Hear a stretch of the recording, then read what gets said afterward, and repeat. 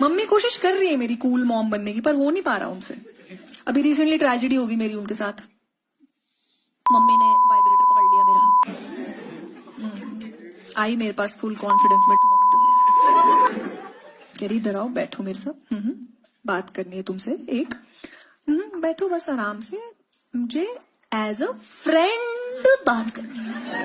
अबे यार, पक्का मेरा वाइब्रेटर उधार मांगने वाली। मम्मी पैनिक कह रही बंद कर इसको, अब तो यूज करना पड़ेगा, नहीं तो अपशगुन होता है। दमाद जी है भाई, भाई जो मेरी ऐसी करी है मेरी, कह रही तुम्हें शर्म नहीं आती ये सब कर रहे हो तुम घर में? तो बाहर थोड़ी ना अच्छा लगता है ये सब। नमस्कार, भारत एक्सप्रेस देख रहे हैं आप, आपके साथ मैं हूं उज्जवल मिश्रा। समय रैना के शो पर रणबीर अलाहाबादिया द्वारा माता पिता पर जो टिप्पणी की गई थी, गंदा मजाक किया गया था, उसका विवाद अभी खत्म भी नहीं हुआ कि एक स्वाति सचदेवा नाम की लड़की, स्टैंड अप कॉमेडियन जिसको कहते हैं, वो एक शो करती है और उस शो में अपनी मां को लेकर भद्दा गंदा मजाक करती हुई दिखाई देती है, जिसका वीडियो सोशल मीडिया पर वायरल है और लोग लगातार उस पर गुस्सा निकाल रहे हैं, तरह तरह की प्रतिक्रियाएं दे रहे हैं। अब सवाल ये कि रणबीर अलाहाबादिया का केस तो अभी हुआ था, उसके बाद स्वाति सचदेवा का नाम सामने आ रहा है और उसके बाद ये नई जनरेशन जो स्टैंड अप कॉमेडी के नाम पर भद्दा गंदा मजाक, जाहिलियत होती है, ये कब तक थमेगी? और सोशल मीडिया का जिस तरीके से इस्तेमाल किया जा रहा है, वो गंदा इस्तेमाल कब रुकेगा? इस पर हम चर्चा करेंगे। हमारे साथ डॉक्टर प्रवीण तिवारी सर होंगे, कंसल्टिंग एडिटर हैं। तो सर, रणबीर अलाहाबादिया वाला तो किस्सा देखा ही था, माफ़ी भी मांगी उसने, सारा कुछ किया, समय रैना ने भी माफ़ी मांगी। अब नाम स्वाति सचदेवा का आया। पहले था कि लड़कों को लेकर के लड़के गंदा मजाक कर रहे हैं, अब वो उससे भी आगे निकल आए, लड़कियां भी अपनी मां पर गंदा कमेंट कर रही हैं, या ये कह लें कि जेनजी है, उसमें पूरे सारे लोगों को समाहित कर लेते हैं। तो ये किस तरफ जा रहे हैं? ये जेनजी वाला जो जनरेशन है, ये कहाँ पहुँच रही है? एक तो हम आप जब बात कर रहे हैं और जब ये खबर आई है, उस समय पर नवरात्रि की शुरुआत हो रही है। नवरात्रि यानी शक्ति की उपासना, महिला शक्ति, स्त्री शक्ति की हम विशेष उपासना करते हैं, उनके प्रति विशेष सम्मान से भर जाते हैं। फिर हम ये देखते हैं कि स्वाति, जो कि खुद एक लड़की हैं, एक महिला हैं, और उनके बारे में जब इस तरह की खबरें चलती हैं तो बहुत दुखद होता है। ये दोहरा दुख है मेरे लिए जब मैं आपसे इस विषय पर बात कर रहा हूँ। पहले कुछ मोटी मोटी बातें, उन्होंने जो किया वो सही या गलत, जाहिर तौर पर इस तरह की कोई भी टिप्पणी जो सामाजिक रूप से अश्लील है, अभद्र है, सार्वजनिक मंच से कही गई है, जो सोशल मीडिया पर प्रसारित हो सकती है, वो अभद्र ही मानी जाएगी, वो गलत ही मानी जाएगी। जो कई ऐसे, देखिए मेरा एक सीधा मत है उज्जवल इस पर, जो किसी ऐसे व्यक्ति के पास पहुंच रहा हो जो कंट्रोल्ड नहीं है, जैसे आपके पास जो ऑडियंस वहाँ बैठी हुई है, स्टैंड अप कॉमेडियंस के सामने एक पर्टिकुलर ऑडियंस बैठी होती है, या तो इस तरह के वीडियोस को, इस तरह के परफॉर्मेंस को वहीं तक सीमित रखा जाए, इस पर बैन हो कि इनको सार्वजनिक नहीं किया जाएगा। एक उसूल बनना चाहिए, एक रूल बनना चाहिए। चाहे कुणाल कामरा जो कुछ कह रहे थे, वहाँ पर मान लीजिए साहब शिंदे के खिलाफ लोग बैठे हैं, या अपोजिशन के समर्थक लोग बैठे हैं, उद्धव ठाकरे के पसंदीदा लोग बैठे हैं, स्वाति जब बोल रही हैं तब सब ऐसे लोग बैठे हैं जिनको अभद्र मजाक करना पसंद है। कई क्लब भी तो होते हैं, कई ऐसी जगह होती हैं जहाँ पर बड़े अश्लील मजाक होते हैं, अश्लील भद्दे डांस भी होते हैं। मैं नहीं कहता होना चाहिए, लेकिन बहुत सारी ऐसी चीज़ें हो रही हैं। हाँ, जब वो सार्वजनिक हो जाएं तो वो चिंता का विषय है। अब स्टैंड अप कॉमेडी ये एक ऐसी पतली रेखा पर चल रही है, जो एक तरफ जिन चीज़ों का मैंने जिक्र किया, जो अंदर खाने, बंद कमरों में, क्लबों में, इन सब जगहों पर हो रही हैं, और दूसरा ये कि हम सार्वजनिक रूप से कई चीज़ों को डिजिटल प्लेटफॉर्म पर प्रसारित होते हुए भी देखते हैं। इन दोनों के बीच में स्टैंड अप कॉमेडी है, वो है तो इस स्तर की, लेकिन उसको एक तरह की एक्सेस हासिल है इस स्तर पर भी। तो वो काम इस स्तर का करते हैं, लेकिन पहुँच इस स्तर पर जाते हैं, या यहाँ पर पहुँच बना लेते हैं अपनी। ये बड़ा चिंता का विषय है। मुझे लगता है कि दर्शक भी मेरी इस बात को सहजता से समझ रहे हैं। हर एज ग्रुप के लिए अवेलेबल है। हाँ, ये हालांकि इंटरनेट पर कुछ एक ऐसी बाध्यताएं बनाई गई, लेकिन कई वीडियोस होते हैं जिन पर ये बाध्यता कितनी लागू होती है, नहीं होती है। खैर, इससे भी आगे बढ़कर देखिए, बच्चे तो इसका विरोध कर नहीं रहे हैं, इसका विरोध वो लोग कर रहे हैं जिनकी भावनाएं आहत होती है, जो इसको मजाक नहीं मानते। कुछ लोग हैं जो इसको मजाक मानते हैं, कुछ लोग इसको बहुत ही भद्दी बात मानते हैं। वो नहीं सोचते हैं, मजाक का एक स्तर होता है, एक दायरा होता है। हम उस जनरेशन के हैं, मुझे लगता है आज की जनरेशन भी होना चाहिए। आज मैं जब पूछता हूँ, एक ज़माना था जब हमारे पिताजी हमसे कहते थे कि 2-3 किताबें पढ़ो, कुछ मत पढ़ो, 2-3 किताबें पढ़ो। तो उसमें वो एक रविन्द्रनाथ टैगोर की गोरा को बड़ा प्रमोट करते थे, एक मक्सिम गोर्की की माँ को, दोनों बड़ा सीरियस सब्जेक्ट की किताबें। लेकिन तीसरी किताब वो कहते थे कि अगर व्यंग में कुछ पढ़ना है तो राग दरबारी अवश्य पढ़ो, और इसी स्तर पर रखते थे। और पंडित श्रीलाल शुक्ल की ये जो कालजयी रचना है राग दरबारी, इसको जब आप पढ़ते हैं तो हास्य से अभिभूत वन स्ट्रेच पढ़ता था मैं, कई बार पढ़ा उसको, और वन स्ट्रेच, और आज भी, मैं ही नहीं, आप किसी से भी पूछिएगा, आप खुद भी पाठक के नाते पढ़ेंगे, लेकिन जिस जेन जी की आप बात कर रहे हैं वो किताबों से बहुत दूर है। उसको बहुत जल्दी फटाफट 1-1 मिनट में रील देखना है, गिरते पड़ते लोगों को देखना है, एनिमेशन पर कुछ बन गया वो देखना है, और उसे पता ही नहीं लगता, अरे 2 घंटे बीत गए, अरे काम भी करना है। ये जितने लोग देख रहे होंगे वो भी सोच रहे होंगे, और वो शायद आपकी बात को पता नहीं कितना सोचे। आप मुझसे कई बार कई मुद्दों पर बात करते हैं। मैं एक तरह से, हमारे यहाँ पर इंदौर में कहा जाता है ज्ञान बघार दिया, हम ज्ञान बघार के भी चले जाते हैं, लेकिन कितने लोगों को वो काम की बात समझ में आती है। हकीकत ये है कि मैं एक साइकोलॉजिस्ट, आप हमेशा कहते हैं कि आप मनोवैज्ञानिक भी हैं, तो मैं मनोविज्ञानी के नाते भी एक बात दर्शकों को बता दूँ, अपने दिमाग को कूड़े से कचरे से भर रहे हैं और बहुत जल्दी अवसाद की जद में जा रहे हैं। ऐसे लोग जो कर रहे हैं वो तो जा ही रहे हैं, वो तो वहाँ पहुँच गए, वो क्या कर रहे हैं आप देख रहे हैं। जो इस पर कंट्रोल नहीं कर पा रहे हैं, आप देखिए, इसको डिटॉक्स करने के लिए, मैं कुछ सालों पहले सिंगापुर जब गया तो वहाँ इसके क्लिनिक थे बाकायदा, तो हमें बड़ा आश्चर्य होता था, अरे यार मोबाइल छुड़वाने के भी कोई क्लिनिक हो सकते हैं। अब आज जब मैं यहाँ स्थिति देखता हूँ तो मुझे लगता है कि अरे ये तो वहाँ पे शायद जनरेशन जो है उसको जल्दी पकड़ लिया था। फिर हम मेट्रो में किसी साथी के साथ जा रहे हैं, जो हमारे मित्र वहाँ पर होते थे, उनके साथ जब जाते थे तो वो हमसे कहते थे कि ज़रा ऑब्जर्व करो। हम कहते क्या ऑब्जर्व करें? बोले पूरी ट्रेन को देखो। फॉर माई सरप्राइज पूरी की पूरी ट्रेन, सब के सब मोबाइल में कोई खड़ा है, वो सब लटके हुए, और एक टक हम देखते रहते थे कि एक भी व्यक्ति ऐसा नहीं है जिसको अपने इर्द गिर्द से कोई भी मतलब हो। क्या आज भारत की ऐसी स्थिति नहीं हो रही है?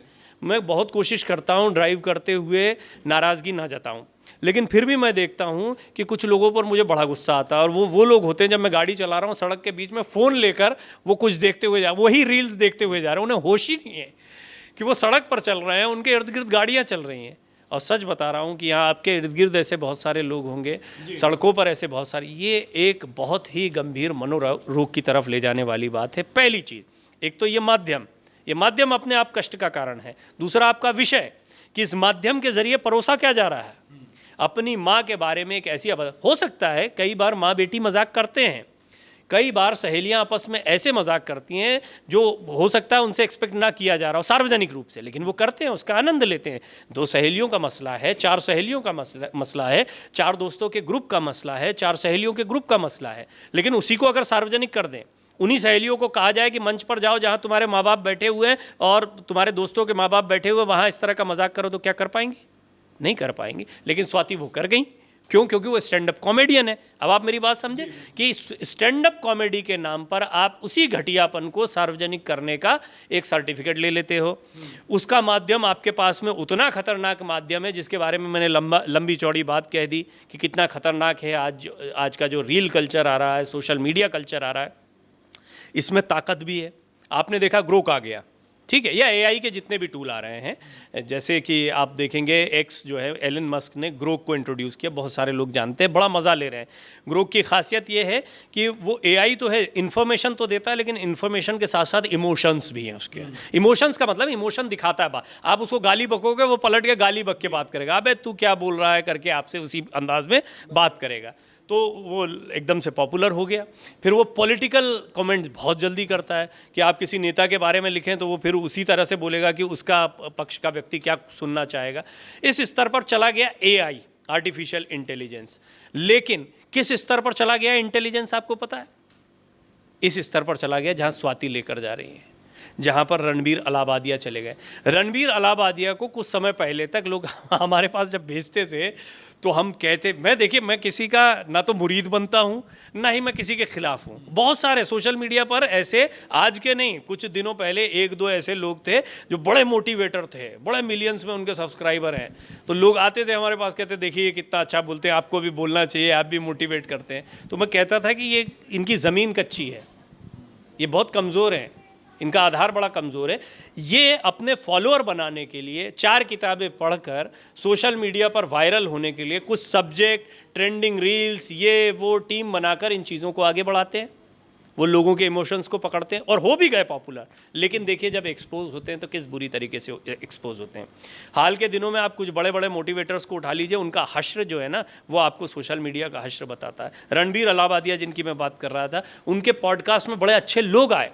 जैसे उदाहरण के लिए मैं कुछ कोट भी करना चाहूँगा, रसराज जी महाराज हैं, हम खुद बहुत पसंद करते हैं, बड़ा अच्छा गाते हैं, हनुमान जी के बड़े अच्छे भक्त हैं, हम भी हनुमान जी के भक्त हैं, तो बड़ा आनंद का विषय होता है उनको सुनना। अब वो उनके पॉडकास्ट में आए। रवि तेजा हैं, उनको साउथ में और इधर यहाँ पर लोग बहुत पसंद करते हैं, उनको पसंद किया गया। तो ऐसे बहुत सारे लोग आए जिनको पसंद किया गया। तो ये उनकी पॉपुलैरिटी थी जो आपके यहाँ पर अपना स्टेक पर लगाकर कि हाँ आपके पास सब्सक्राइबर हैं, आ रहे थे। आपकी भी जिम्मेदारी बनती है कि आप उस जिम्मेदारी को समझें कि कितने बड़े चेहरों की जिम्मेदारी। जब वो एक्सपोज हुए, रणबीर अलाहाबादिया को जब अपना कुछ कहना पड़ा, अपना मुंह खोलना पड़ा, तो उन्होंने क्या ही खोला। वो आप देख ही सकते हैं, मैं उस पर क्या टिप्पणी करूं। उस पर सभी ने थू थू करी, वो खुद भी कितने इसको समझ पाए होंगे, कितना दुखी होंगे वो जाने। जी, आप कुछ कहना चाह रहे हैं? आपकी चर्चा से सर मुझे 2-3 सवाल और निकल के, जैसे आपने कहा कि एक इसको सार्वजनिक नहीं करते, वो चाहती तो वहाँ बैठे ऑडियंस के साथ बात कर सकती थी और उसको पब्लिक नहीं किया जाता। इसके इतर पुराने मैंने कई जगहों पर देखा, जैसे सर हमारे कल्चर में होता है, वाराणसी के साइड आप चले जाइए, काशी के साइड, आपको तो पता होगा कि शादियों में कई फुहड़ताएं होती हैं, कई गंदे गीत गाए जाते हैं, मजाक। गाली, देखो शादी की गाली जो है उसको गाया भी जाता है, और सिर्फ बनारस में नहीं होता है। आज के दौर में देखेंगे सर तो वो उसको भी वैसे ही बोला। देखिए एक ओकेजन है, संस्कृति में एक चीज़ होती है और एक माहौल भी होता है। शादी ब्याह का जो माहौल होता है उसको समझने जैसा विषय है। जैसे ख़ास तौर पर लड़कियों के घर पर बड़ा कष्ट का समय होता है, एक बच्ची जा रही है तो उत्सव का माहौल, अरे उत्सव का माहौल आपको हमारे यहाँ पर मरने पर भी मिलेगा। जो 13वीं तक की प्रक्रियाएं होती हैं वो ऐसी प्रक्रियाएं होती हैं कि ये रिश्तेदार आ रहे हैं, वो नातेदार आ रहे हैं, इनको खाना खिलाना है, उनको खाना खिलाना है। हमारे यहाँ की परंपराएं बनी थी उस समय को, वो जो काल परिस्थिति चल रही है उसको मैनेज करने के लिए। यानी कोई अगर क्राइसिस का समय चल रहा है उस क्राइसिस के समय में भी कई बार लोगों का हौसला बढ़ा, मनोबल नहीं गिरना चाहिए। भौगोलिक भौतिक स्थितियां कई बार गड़बड़ाती। आज थाईलैंड म्यांमार में जो कुछ हुआ है, जिस तरह के हालात बने हुए हैं, वहाँ पर जो कुदरत ने करना था वो कर दिया, सब गिर चुका। अब क्या ज़रूरत है? अब लोगों के मनोबल को बढ़ाने की ज़रूरत है। अब थोड़ा ये बड़ा विषय हो गया कि थाईलैंड और म्यांमार पर या हम किसी प्राकृतिक आपदा पर जाते हैं, आप घरों की परिस्थितियों पर आए। कोई शादी ब्याह का माहौल होता है, ख़ासतौर पर बच्चियों की शादी जब होती है, लड़की वालों पर बड़ा मतलब एक बहुत तनाव की स्थिति भी होती है, उसको भी रिलीज़ किया जाता है। और फिर वो एक परंपरा बहुत लंबे समय से चली आई। जैसे आप मुझसे कह सकते थे, आपके ही प्रश्न को मैं और बढ़ा देता हूँ कि सर अजंता एलोरा में, खजुराहो में तो नग्न मूर्तियां लगी हुई हैं, वहाँ पर तो आलिंगनबद्ध मूर्तियां देखने को मिलती हैं देवी देवताओं की। तो अब इस पर चर्चा करिए, किस काल परिस्थिति में कौन सी चीज़ की गई, कौन सी परंपरा चली आ रही है, वो एक अलग मसला है, उस पर एक विस्तार से अलग चर्चा की जा सकती है। उनका भी अपना विशेष महत्व है। उनके इतिहास में जब जाएंगे तो आपको पता लगेगा कि उस समय की क्या परिस्थितियाँ थी, कैसे सब जो है वो वानप्रस्थ की तरफ, वैराग्य की तरफ बढ़ रहे थे, उस समय के राजाओं ने क्या सोचा, उसका एक अलग इतिहास आपको मिलेगा। तो ऐसी बहुत सारी चीज़ें हैं। आज का समाज, आज हम जिन परिस्थितियों में हैं, आप जिसको ज़ेन जी बार बार कह रहे हैं, ऐसा भी नहीं है कि सारे के सारे युवा जो हैं वो सब इसी तरह की बातें करने में लिप्त हैं। वही युवा हैं जो बड़े बड़े AI पर काम कर रहे हैं, कई युवा हैं जो नए बिजनेस आइडियाज़ के साथ आ रहे हैं, कई युवा हैं जो नए स्टार्टअप्स के साथ आ रहे हैं, कई नए युवा हैं जो बड़े बड़े उद्योगपतियों से आगे निकल जा रहे हैं। आप क्यों भूलते हैं? कौन युवा हैं जो UPSC क्लियर करके आ रहे हैं? कौन युवा हैं जो अन्य विधाओं में अपने आप को बहुत पारंगत कर रहे हैं? ये भी युवा हैं। तो ऐसा नहीं है कि पूरी कई जनरेशन को हम इस पर कर दें। हाँ, ये stand up comedy, social media, अभद्र टिप्पणियों, इनके ऊपर विशेष चर्चा होनी चाहिए। और मुझे लगता है कि स्वाति ने एक बार फिर मौका दे दिया कि इस तरह की चर्चा हो, और इसको लेकर अतिरिक्त सतर्कता इन सभी स्टैंड अप कॉमेडियन को बरतने की ज़रूरत है। मेरा सवाल और था, जैसे सोशल मीडिया के हम जिक्र कर रहे थे, बात कर रहे थे, एक तो क्या हो जाता है जब कोई नया कुछ स्टार्ट करता है, जैसे यूट्यूब पे या इंस्टा कहीं जाता है, तो एक फॉलोअर्स की लिस्ट बनती है, उसके साथ वैसे ही लोग जुड़ने लगते हैं और उसकी मजबूरी हो जाती है कि वो वैसे ही कंटेंट बनाए। वो कई जगह पर हम देखते हैं, ये ऐसे ही मैकेनिज्म काम करता है। तो ये एक मजबूरी हो जाती है इन स्टैंड अप कॉमेडियंस की कि वो उसी कंटेंट को पढ़ाएं जिस तरीके का चल रहा था। आप देखिए समय रैना के शोज में कितने व्यूज आते थे, वैसे ही व्यूज आते थे, और वही जो नई पीढ़ी जिसको जेनजी कह के कहते थे, उनके लिए वो एक बड़ा, जैसे आप उज्जवल, आप डिजिटल मीडिया के आदमी हैं, मैं भी डिजिटल मीडिया का आदमी हूँ। हम लोग आजकल जो है मीडिया कर्मी जो हैं, डिजिटल मीडिया पर सबसे ज़्यादा क्या बिकता है, डिजिटल प्लेटफॉर्म पर सबसे ज़्यादा क्या बिकता है? सेंसेशन नहीं, सबसे ज़्यादा बिकते हैं पोर्न वीडियोस जो छुपे हुए हैं, जिनको बैन कर रखा, वो सबसे ज़्यादा कंज्यूम होते हैं। अब आपसे कोई बोले अरे भैया पोर्न सबसे ज़्यादा चल रहा है, पोर्न नहीं चला दो ना, चला पाएंगे क्या? हर एक चीज़ की एक सीमा। अगर पोर्न देख रहे हैं लोग, सबसे ज़्यादा देख रहे हैं, तो क्या सब पोर्न चलाने लगेंगे? सारा न्यूज़ छोड़ के चलाने लगेंगे? उसका अपना एक दायरा है, उसका गलत सही उसके एक मानदंड है। वो ये कहाँ पर चला रहे हैं, ये किन, आप चाहिए पोर्न साइट पर चलाइए इन चीज़ों को, वहाँ चल रहा है, इससे भी बुरा बुरा चल रहा है, आप भी चला दीजिए, कोई दिक्कत नहीं है। उसका एक मंच होता है, आप किस मंच पर चला रहे हैं। बहस क्यों चली है? ये बहस इसलिए चली है कि आप उस जगह पर चला रहे हैं जहाँ पर उज्जवल मिश्रा कोई शो कर रहे हैं, वो किसी विषय पर बात कर रहे हैं, वो नवदुर्गा की खबरें चला रहे हैं, वो उत्तर प्रदेश की सियासी हलचल को चला रहे हैं, वो किसी और चीज़ को चला रहे हैं। इसी तरीके से हम देख रहे हैं कि कई आचार्य हैं, कई महंत हैं, कई मोटिवेटर हैं, वो अपने कंटेंट को डाल रहे हैं। कई आलोचना करने वाले राजनीतिज्ञ सबसे ज़्यादा हैं जो अपने, इसके बीच में एक सेगमेंट है जिनको अच्छा खासा मौका मिलता है, वो कॉमेडी है। कॉमेडी हमेशा बिकता है, लेकिन कॉमेडी में फिर स्तर गिर जाए, आप गाली गलौज करने लग जाएं। मैं आपको कहता हूं, आप पॉलिटिकली अगर आपको डर ना हो, जैसे रामजी लाल सुमन तो जो टिप्पणी की है कि ये हल्की फुल्की, मतलब हल्की फुल्की तो नहीं कहूँगा, बड़ा गंभीर उन्होंने, लेकिन उन्होंने क्या कहा, गद्दार कहा है। गद्दार एक बड़ा गंभीर शब्द है, लेकिन अगर कोई गाली गलौज करने लग जाए तो बड़ा लोकप्रिय हो जाएगा। तो करिए ना गाली गलौज, हो जाइए लोकप्रिय जिसमें दम हो। अब ये कॉमेडियन कॉमेडी के नाम पर वही गाली गलौज या वही अभद्र बातें कर जाते हैं, जिसका मैं बिल्कुल समर्थन नहीं करता हूँ। उसका अपना एक मंच होगा तो होगा, उसको कोई पसंद करते होंगे तो होंगे, कोई फॉलोअर होंगे तो होंगे। आप सार्वजनिक रूप से उनको भी तो दिखा रहे हैं जो नहीं देखना चाहते हैं इस पर। अच्छा सर, एक चलते चलते आखिरी आपसे और पूछ लेता हूँ, एक जैसे ये तो हो गया, एक नेक्स्ट लेवल चीज़ें हो गई जो रणवीर अलाहाबादिया ने या स्वाति सचदेवा ने किया। एक गालियों को लेकर, अब्यूजिव लैंग्वेज को लेकर के भी एक सर बड़ा मुद्दा उठता है और कई बार इस पर भी बहस होती है।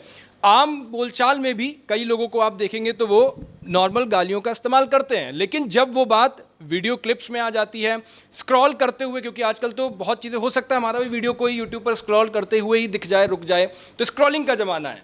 अब उस पर जब कोई देख लेगा तो भावनाएं आहत हो जाती हैं, लेकिन आम बोलचाल में जब यूज़ करते हैं तो उस पर कोई कुछ नहीं कहता। ठीक है ना, मैंने तो आपको ये शायद चर्चा की शुरुआत में उदाहरण दिया था कि 3 सहेलियाँ हैं, उदाहरण के लिए, वो आपस में अपने एक बंद कमरे में बात करती हैं, और हो सकता है उनकी बात किसी भी स्तर पर हो रही हो। 3 लड़कियों की बात कर रहा हूँ।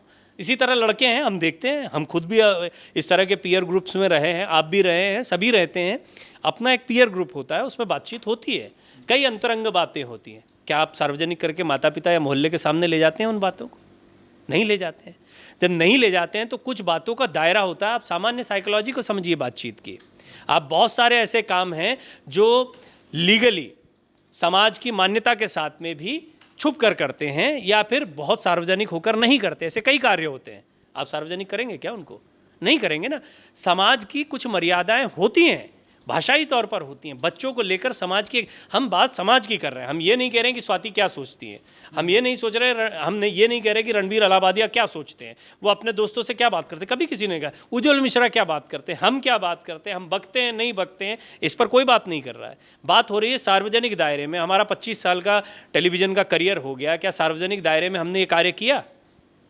नहीं किया, तो इसकी कोई वजह तो रही होगी। वो वजह अगर हम पर लागू होती और समाज के अन्य लोगों पर लागू होती तो उन पर क्यों नहीं लागू होती जो इस दायरे को तोड़ देते हैं। ये गंभीर विषय है, इसको चिंता करनी चाहिए। और मुझे लगता है स्टैंड अप कॉमेडियंस को लेकर कुछ रूल्स बनाए जाने चाहिए। या तो इनकी रिकॉर्डिंग सार्वजनिक ना हो, ये जहाँ पर स्टैंड अप कॉमेडी कर रहे हैं वहाँ पर अगर एडल्ट जाते हैं, देखिए आप फिल्में लगती हैं, एडल्ट फिल्में लगती हैं, उनको देखने 18 वर्ष से ऊपर की उम्र के लोग जाते हैं, लेकिन उनको सार्वजनिक नहीं किया जाता, यूट्यूब पर नहीं डाल देते हैं। तो इनकी चीज़ों को यूट्यूब पर क्यों डाल दिया जाता है? मेरा ऐसा मानना है, सजेशन है कि कर रहे हैं करिए। आप करने वाले 18 साल से ऊपर के हैं, सुनने वाले 18 साल से ऊपर के, आप करिए, लेकिन आप उसको सार्वजनिक मत करिए। क्योंकि ये हो सकता है 18 साल से ऊपर हमारे पिताजी सुन रहे हों और हमारे साथ बैठकर सुन रहे हो, उनको अच्छा नहीं लगेगा।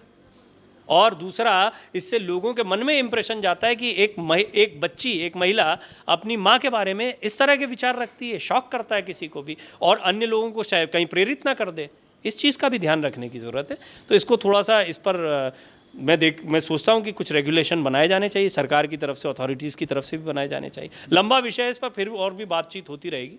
तो कुल मिलाकर के आपको क्या लगता है कि आपको भी लगता है कि इस तरीके की गाइडलाइंस कुछ बन जानी चाहिए, या फिर समाज में जिस तरीके से मर्यादा, लक्ष्मण रेखा, सीमाएं, जो भी आप जिस शब्द में कहें, एक होना चाहिए, वो लकीर खींची होनी चाहिए। इसको लेकर आपकी क्या राय है, और स्टैंड अप कॉमेडियंस को लेकर के आपकी क्या राय खास तौर पर, वो हमें ज़रूर बताइएगा। और स्वाति और रणवीर अलाहाबादिया जैसे स्टैंड अप कॉमेडियंस जो कुछ बोला, उस पर भी अपनी राय हमें ज़रूर बताइएगा। देश दुनिया की बाकी तमाम खबरों के लिए देखते रहिए भारत एक्सप्रेस।